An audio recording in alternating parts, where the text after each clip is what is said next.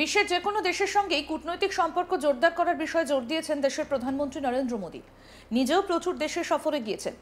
বিরোধীরা এর সমালোচনা করলেও এর সুফলও মিলেছে একেবারে হাতে নাতে। সম্প্রতি নয়াদিল্লিতে আসেন আফগানিস্তানের তালিবান সরকারের বাণিজ্য মন্ত্রী Nuruddin Azizi.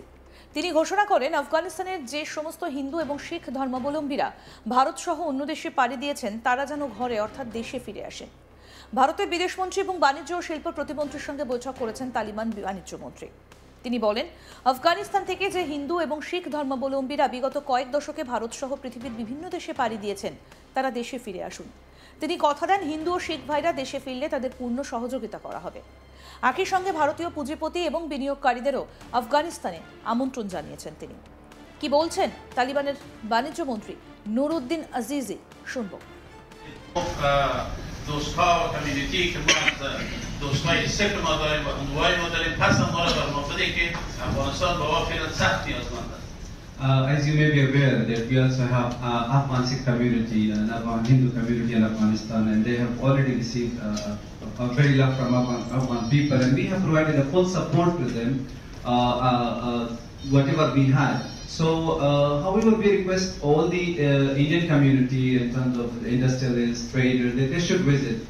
If not, at least those Sikh and Hindus communities that they have come from Afghanistan, please, give them back to us so they can enjoy the Afghan community.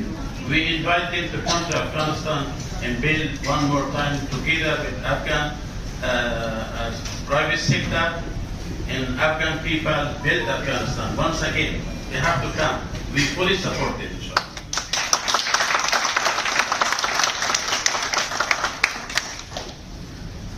بهترین انوایرمنت در افغانستان با تجارت مساعد شده.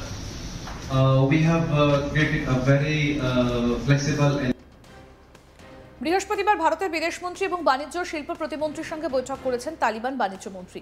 ওই বৈঠকের পর বিদেশ বিষয়ক যুগ্ম সচিব আনন্দ প্রকাশ বলেন, উভয় পক্ষ দ্বিপাক্ষিক বাণিজ্যে সহযোগিতা, তদারকি এবং সমর্থনের জন্য একে অপরের দূতাবাসে একজন বাণিজ্য আধিকারিকের নিয়োগে সম্মত হয়েছে। একই সঙ্গে কাবুল দিল্লি এবং কাবুল অমৃতসর রুটে কার্গো বিমান চলাচল শুরুর কথাও জানান তিনি। প্রসঙ্গত বলি, 2 দশক দীর্ঘ গৃহযুদ্ধের পর 2021 সালে পূর্ববর্তী প্রজাতন্ত্রী সরকারকে উৎখাত করে ক্ষমতায় এসেছে বর্তমান তালিবান সরকার।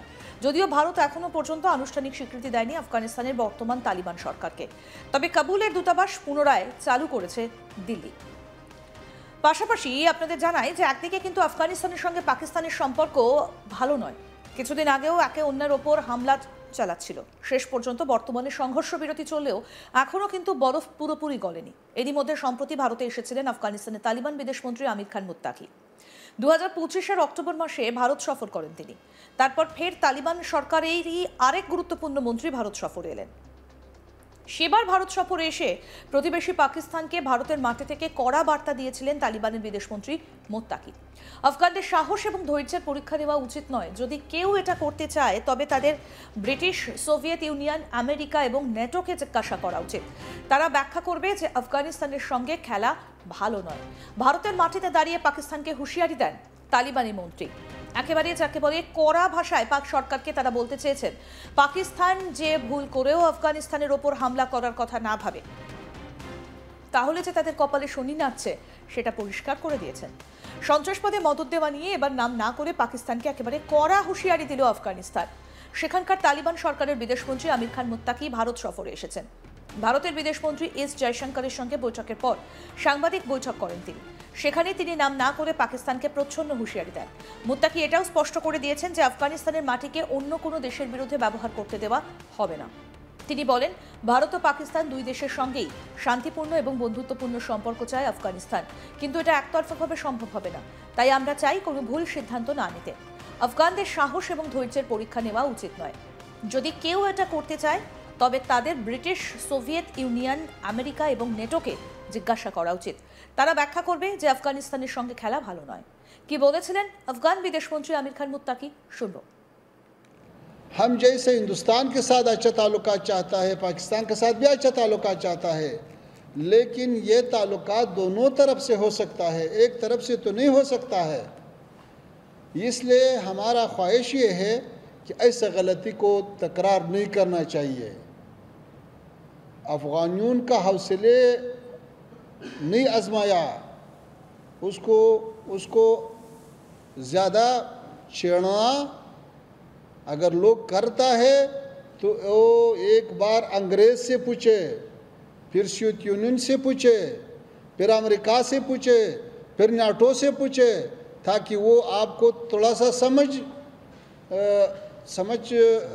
समझाए कि भाई अफ़गानिस्तान के साथ ऐसा खेल करना ये अच्छा नहीं है। अफ़गानिस्तान का लोग, अफ़गानिस्तान का हुकूमत, अफ़गानिस्तान का जो मौजूदा सियासत है वो मुतवाज़िन सियासत है, वो सुलहामेज़ सियासत है, वो बिरादरी चाहता है, हम इक़्तिसादी रवाबित चाहता है, हम डिप्लोमेटिक रवाबित चाहता है।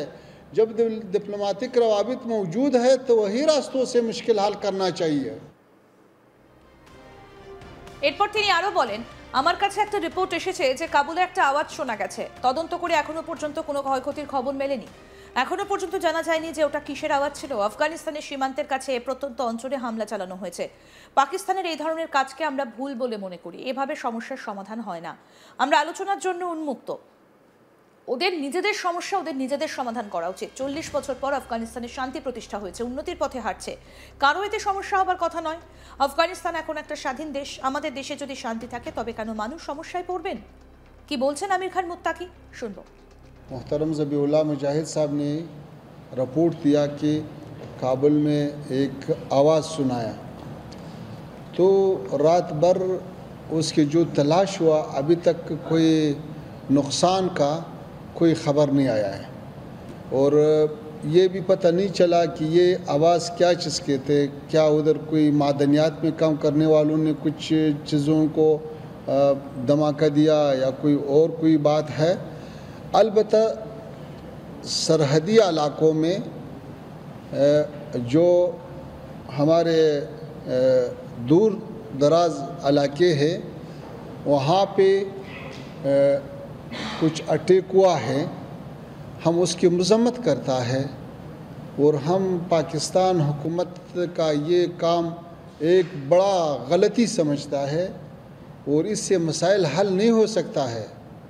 अफ़गानिस्तान का तारीख़ गवाह है कि ऐसा मसाइल ज़ोर से हल नहीं किया सकता है। तफाहुम और मुज़ाकरात का दरवाज़ा हमने खुला है, तफाहुम होना चाहिए, और जो मुश्किलात जिस ममालिक के अंदर है वो अपना मुश्किलात ख़ुद हल करे। जब अल्लाह ताला ने 40 साल के बाद अफ़गानिस्तान को अमन दिया, अफ़गानिस्तान को तरक्की नसीब किया, इस पर कमियती नहीं होना चाहिए। আরো আপডেট পেতে দেখতে থাকুন আজ তাক বাংলা। সাবস্ক্রাইব করুন, নোটিফিকেশন পেতে বেল বাটন অপশন প্রেস করুন।